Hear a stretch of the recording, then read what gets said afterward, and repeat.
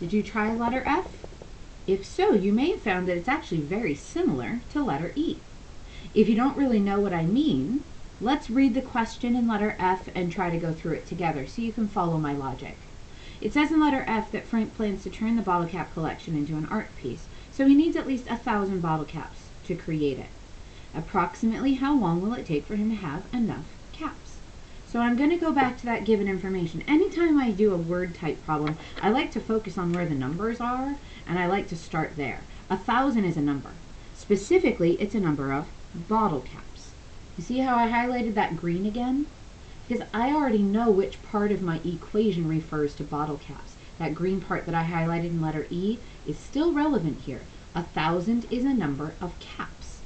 So if we want to use our equation, let's make a substitution. We can substitute 1,000 for the caps part of the equation.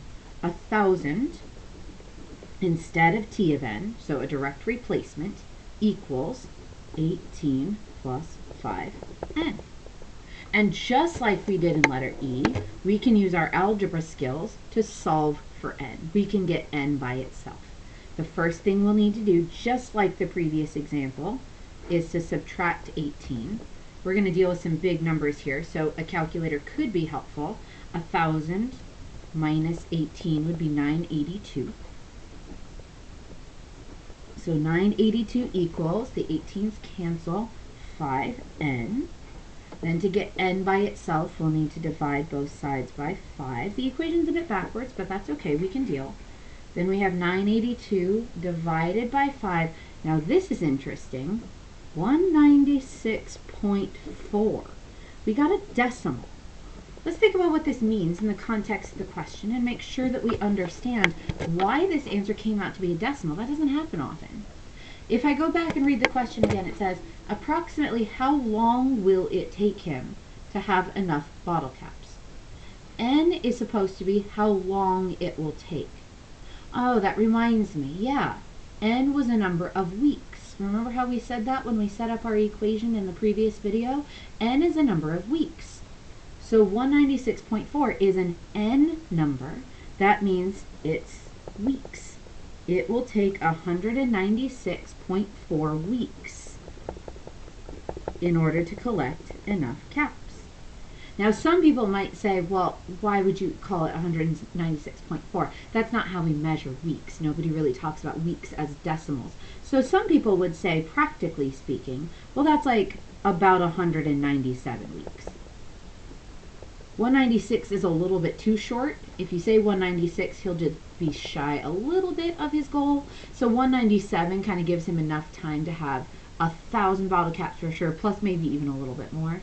But 197 weeks for sure it's going to take him. That also means that the 197th term in the table would have been 1,000. But boy, I am really glad we didn't bother doing this problem with a table. Can you imagine going 197 spots out? That just would have been like ridiculous. We would have been doing this forever. Who's got that kind of time?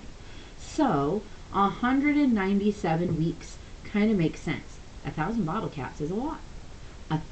197 weeks, that's a few years worth of saving. At this rate, yeah, it's going to take him a few years. That makes sense in context.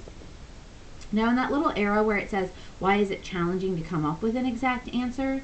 Because we don't really talk about weeks with decimals. And you can write that. It's because weeks don't really work as well with decimals. The units just don't make as much sense. You don't have to worry about this question too much. That's not really a question that I think you should spend a lot of time focusing on, but it is worth noting that if sometimes you had to, you are totally allowed to round so that you can be practical. In practical terms, you can say 197 weeks because you're just trying to answer the question in practical ways that make sense in real life. The theme of this page is real life examples where these skills could come in handy. So, keeping in mind that question number 4 was a real life example, question number 5 is a similar real life example. It's not about bottle caps, it's about saving money for college, but it's an arithmetic pattern just like the bottle cap question was. And all the strategies that we used in question number 4 will work for question number 5.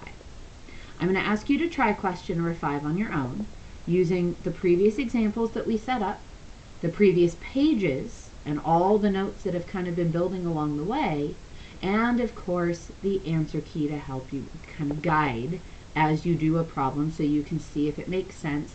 And if it doesn't make sense, sometimes you can even work backwards. Sometimes people find that by working backwards from the answers on the key, they can figure out the right thinking, even if they didn't come up with it on their own the first time.